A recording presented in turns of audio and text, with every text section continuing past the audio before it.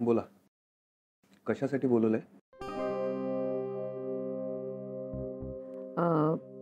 राजन, आम्हाला तुमच्याविषयी फारशी काही माहिती नाहीये. हां, आणि तुम्ही तुमच्याविषयी किंवा तुमच्या भूतकाळाविषयी सगळं सविस्तर सांगावं अशी आमची अपेक्षाही नाहीये. निर्मले, पण तो आपल्याला काही सांगणार नाही ग.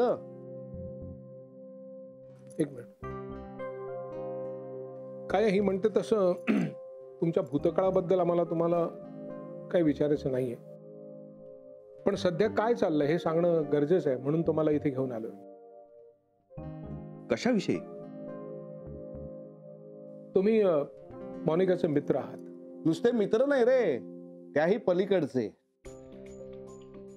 नानू मामा, असं नाही, असं नाही. म्हणजे आपल्याकडे काही पुरावे नसताना आपण त्यांच्या मैत्रीला काही नाव देऊ नये असं मला वाटतं.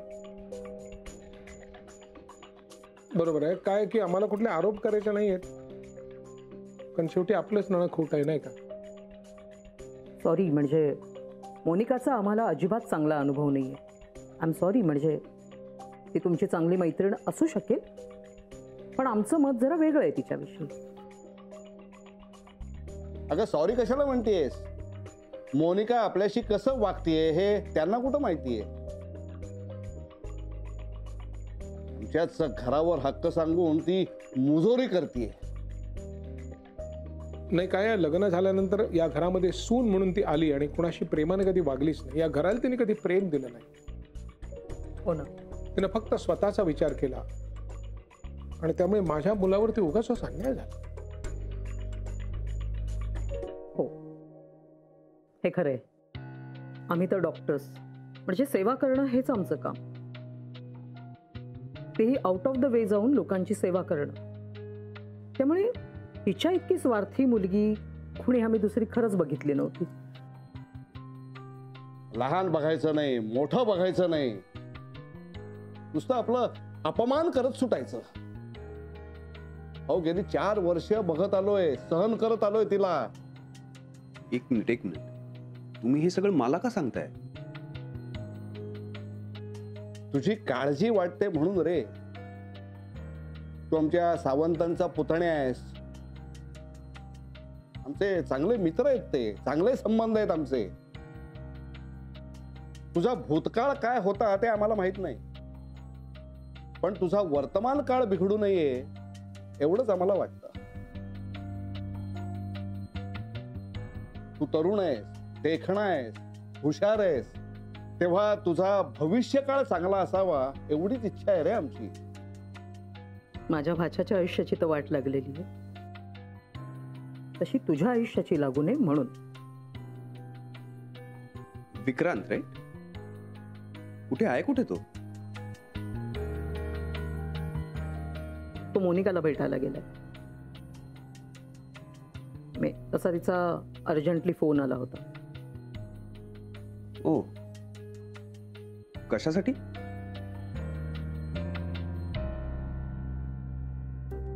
कारण तिला वेड लागलाय म्हणून. तिला वाटतं की ती जसा विचार करते आणि वागते ना तसंच सगळे वागतात. आता त्यासाठी मला भेटायला बोलवलंय. आत्ता? अरे पण आत्ता ती तुला कशी भेटणार? ती तर इथे येतीये. तिथे कशासाठी येणार आहे ती? काय माहिती. तो राजन आल्यापासून वेगळीच वागायला लागली नाही. हो, ते खरं आहे. आता मला विचारत होती राजन भेटला का म्हणून. तिच्या मनात खूप शंका येतात एवढं नक्की, आणि माझी आणि राजनची भेट होऊ नये असं तिला वाटतं. काय चाललंय त्याचं काही कळत नाही. मला वाटतं राजन हाच एक प्रॉब्लेम आहे. नाही नाही नाही, मी तर उलट म्हणेन राजन हे सोल्युशन आहे.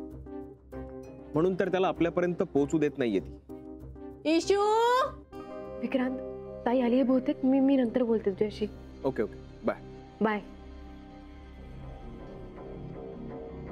ईशा कुठे आहे? इशू,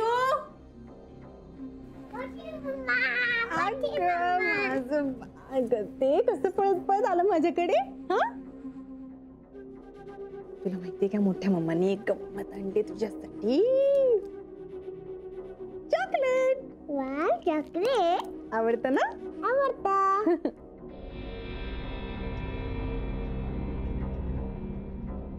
घरात अजून कोणी नाहीये ना?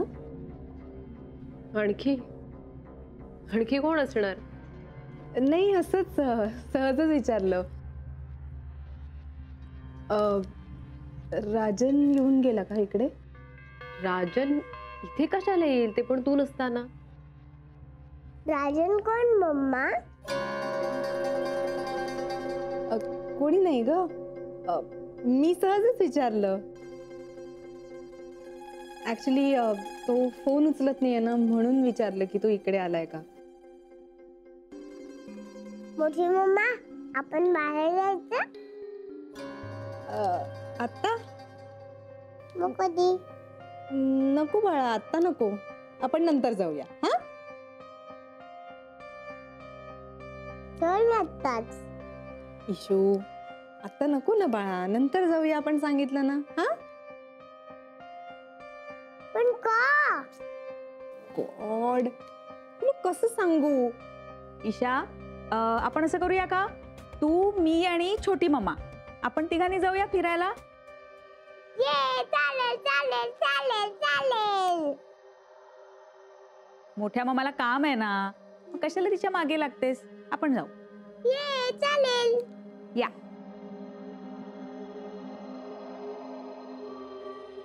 ओके, मग मी निघते. अगं, अशी उभ्या उभ्या काय चाललीस? चहा वगैरे काही देऊ का? नाही, नको.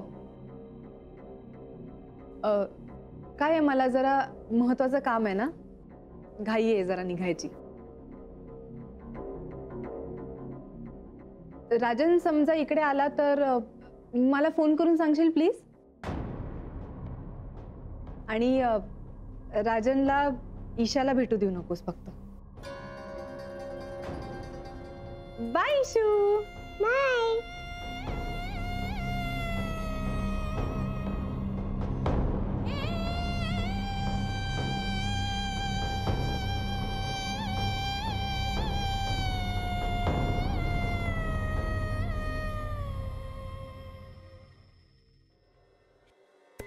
विक्रांत, मोनिका, काय आहे ही? वेळ आहे, वेळेवर येता येत नाही तुला? तुझी कामं झाली का सगळी? हे बघ, मला खूप काम आहेत हॉस्पिटलमध्ये. तुझा फोन आला म्हणून मी इथे आलोय, कामं सोडून. लवकर बोल, काय ते? एवढं कशाला चिडतोयस? ओके, तुला खूप कामं असतील तर मी येते ना तुझ्या बरोबर. हा, चल. तू बरी आहेस ना? एक मिनिट. राजन मला भेटेल याची भीती वाटते का तुला? हो, वाटते मला भीती. हे बघ विक्रांत, मला आता कुठलेही कॉम्प्लिकेशन्स नको please. By the way, Rajan नक्की नव्हता ना भेटला तुला? हे विचारायला तू मला इथे बोलवलंस? हे बघ, मला राजनची काहीही देणं घेणं नाहीये. मला फक्त एका गोष्टीची खात्री करायची होती, पण आता तीही गरज नाही, कारण मला जसं वाटलं होतं ते तसंच आहे. काय काय वाटलं होतं तुला? राजन हाच ईशाचा खरा बाप आहे. नाही. तू इतकी घाबरलीस का? हा, सैरभैर का झालीस इतकी? तुला कळत नसेल पण आम्हाला दिसतंय ते. कबूल करून टाक, काय खरंय ते सांग. हे बघ, आता मी तुला काहीही सांगणार नाही.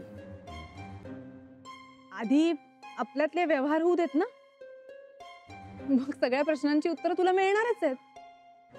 म्हणूनच राजनला भेटायचं होतं मला, पण फोनच उचलत नाहीये तो. फोन नाहीच उचलणार तो, कारण आता तो हॉस्पिटलमध्ये आत्या बरोबर. काय? तुला हे कसं माहिती? माहितीये मला, आणि मला खोटं बोलायची सवय नाहीये तुझ्यासारखी.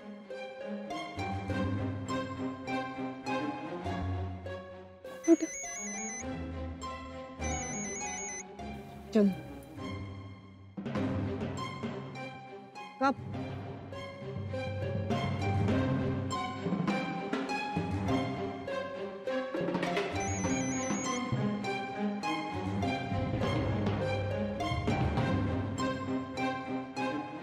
गॉड.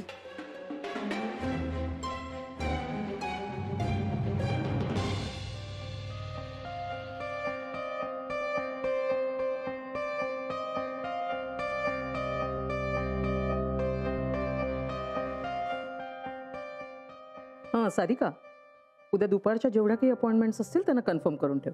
ओके, या.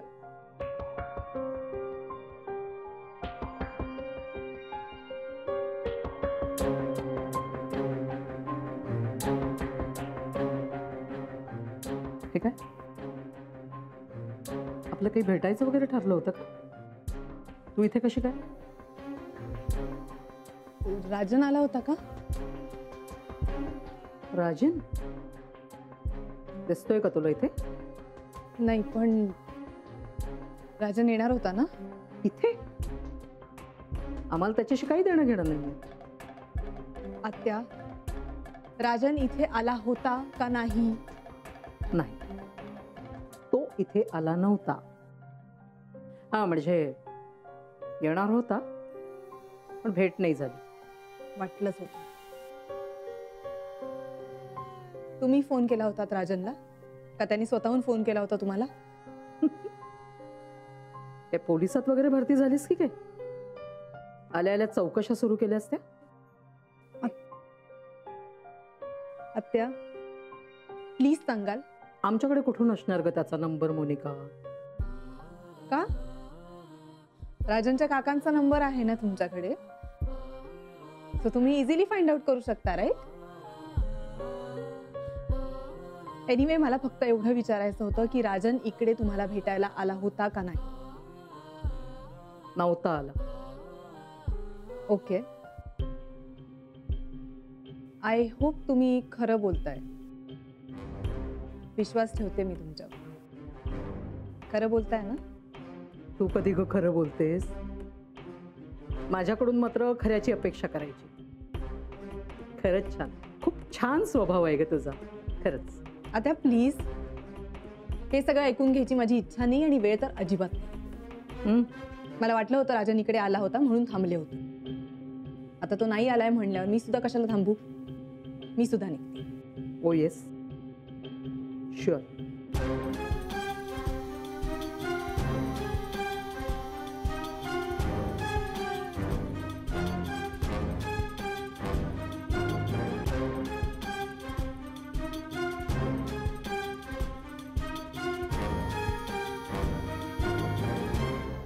हॅलो, कुठे आहेस तू?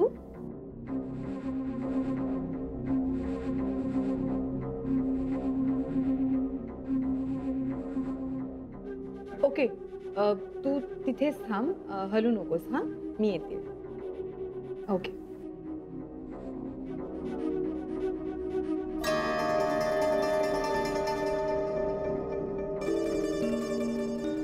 बिचारी.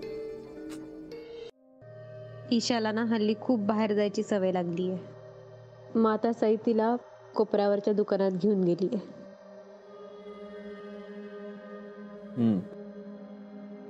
इनवे ते बरंच झालं ती बाहेर गेली. काल मोनिकाने चक्क एक ऑफर दिली. ईशासाठी असलेले सगळे पैसे तिला हवेत आणि त्याच्या बदल्यात ती मला डिवोर्स द्यायला तयार. काय सांगतोस? आणि इतकंच नाही, तिने ईशाचा सौदा सुद्धा केलाय. ती म्हणाली मला लवकरात लवकर पैसे द्या आणि ईशाला तुमच्याकडेच ठेवा. कमाल आहे ताईची सुद्धा. कमालच आहे ती. मोनिका आहे ती, पैशांसाठी काहीही करू शकते. But Vikrant, don't you think Rajan आल्यापासून हे सगळं खूप वेगाने घडतंय? म्हणजे बघ ना, परवापर्यंत ताई डिवोर्स द्यायला तयारच नव्हती. कोण राजन? त्यांचे खरे काय संबंध आहेत? काही कळायला मार्ग नाहीये. जाऊ दे, तो भूतकाळ आहे. इथे पैसे द्यायला कुणी तयार नाहीये. निर्मला आत्या, घरचे सगळ्यांना मोनिका पासून सुटका हवी आहे, पण तिला पैसे मिळावेत अशी कुणाचीच इच्छा नाहीये. आणि मोनिकाला काहीही झालं तरी पैसे हवेत. आता त्या राजनला नक्की काय हवंय ते मला कळत नाहीये. पण विक्रांत, या सगळ्यामध्ये ईशाचा कुणीच विचार करत नाहीये. हो, बरोबर आहे. मी हेच म्हटलं आत्याला की ईशाचं काय. हे बघ मानसी, माझ्यासाठी ईशा सोडून काहीही महत्वाचं नाही. ताईने खरंच पैसे घेऊन डिवोर्स दिला तर? तो तर ती देणारच. अगं ती ईशाचा सौदा करायला मागे हटली नाहीये. तिला फक्त पैसा हवाय. माझा विश्वासच बसत नाहीये यावर. पण हे असंच आहे. आता मोनिका हे सगळं तिच्या डोक्यानं करतीये की राजन तिच्याकडनं करवून घेतोय हे कळायला काहीच मार्ग नाही. त्यासाठी राजनच भेटायला हवा होता, पण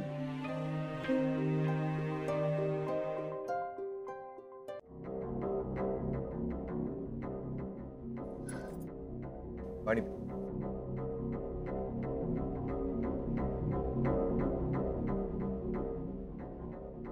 काय चाललंय तुझं? काय? तू का नाचवतोयस मला? आणि कुठे होतास तू? पण मी तुला भेटायला बोलवलाच नाहीये. मग असं कसं म्हणतेस की मी नाचवतोय तुला? तू विक्रांतला भेटायला गेला होतास का नाही? राजन, मी तुला काहीतरी विचारतेय. तू विक्रांतला भेटायला गेला होतास का नाही? नाही भेटला विक्रांत. हे बघ, शब्दांचे खेळ माझ्याबरोबर खेळू नकोस प्लीज. तू विक्रांतला भेटायला गेला होतास का नाही? नाही. मग कुठे होतास तू? फोन का कट करत होतास माझा? माझी काही पर्सनल कामं असू शकत नाहीत का? त्यात बिझी होतो. आणि हे बरं आहे तुझं, कुठल्याच फ्रंटवर पुढे जाऊ देणार नाहीयेस का तुम्हाला? पण मला तर जावंच लागेल ना. राजन प्लीज. कसं समजवू मी तुला? काही दिवसांचाच प्रश्न आहे ना. तू काय एवढा हायपर होतोय? शांत राहा ना जरा. माझ्याकडे इतके दिवस नाहीयेत मोनिका. मुळात मला हेच कळत नाहीये की तू मला आणि विक्रांतला किंवा मला आणि दळवींना भेटू का देत नाहीये. असं करून तू काय स्वतःला सेफ करून घ्यायचा प्रयत्न करतेस का? काय म्हणायचंय तुला?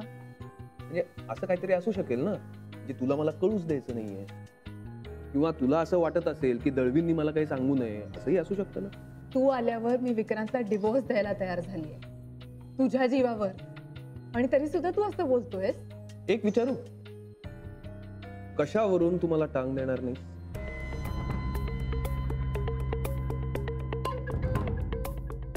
टांग?